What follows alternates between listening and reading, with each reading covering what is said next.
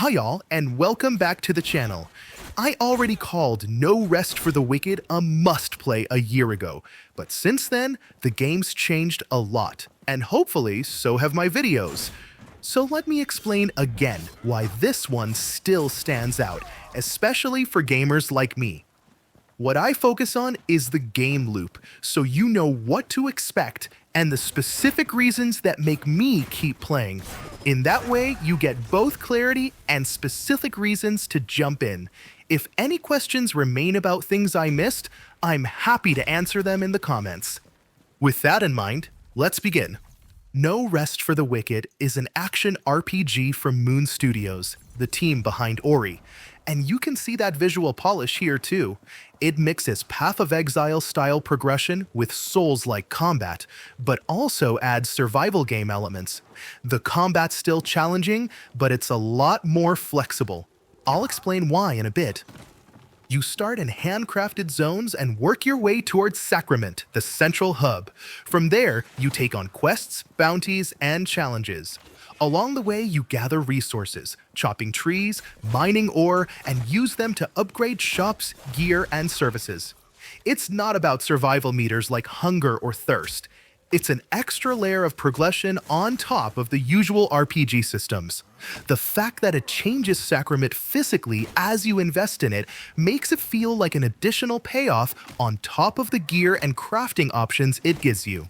Now, the biggest reason I love this game, it finally makes Souls-like combat feel accessible without watering it down. Normally, I bounce off these games when I get stuck. It's all about reaction timing and pattern memorization. Elden Ring was the only one I stuck with, and that was because I could grind to overlevel. Here, you still can brute force fights through skill, but you also have more tools. You can level up elsewhere, switch your build, use enchantments, upgrade your gear, and cook food for buffs. That flexibility means that when I hit a wall, I could always try something new, and that kept me playing instead of quitting. It also gives you more ways to engage. You're not just running to the next boss. You can explore for resources, upgrade shops in the hub, enchant and socket gear, experiment with different builds, cook for stat boosts, or grind old to afford better loadouts. All of these paths help you progress, and each one feels different. On top of that, as you unlock more movement abilities, things open up even more. I went from carefully dodging every hit to zipping around enemies with a light build, and when I played well, I could take out groups without taking a scratch. But when I got careless, I still died fast.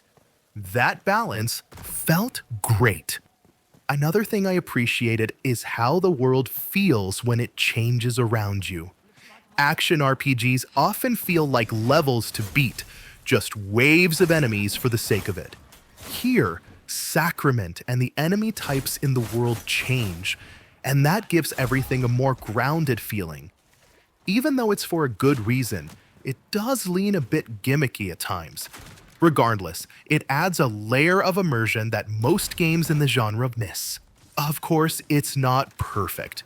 Performance is still a bit rough, though it's gotten better, especially on Steam Deck, and the devs have been fast with patches. A big one is coming that should improve it even more for lower-end systems. Backtracking can also get tedious, but fast travel is in the works. And finally, the game doesn't always make it obvious how much freedom you actually have, which I think is a missed opportunity. Since launch, the game's gotten a lot better though. They've added nearly double the content, including 2 new zones, a roguelike dungeon, and a new endgame plague mechanic. Performance has improved, and there have been tons of quality of life changes, like bigger inventory stacks, finally not endless running back and forth to Sacrament. If you want to know if a specific thing has changed or improved, let me know in the comments. For me, this is still an amazing game, one that finally nails something most action RPGs don't. It feels immersive, challenging, and fair, while giving you the power to approach it on your own terms. That's rare.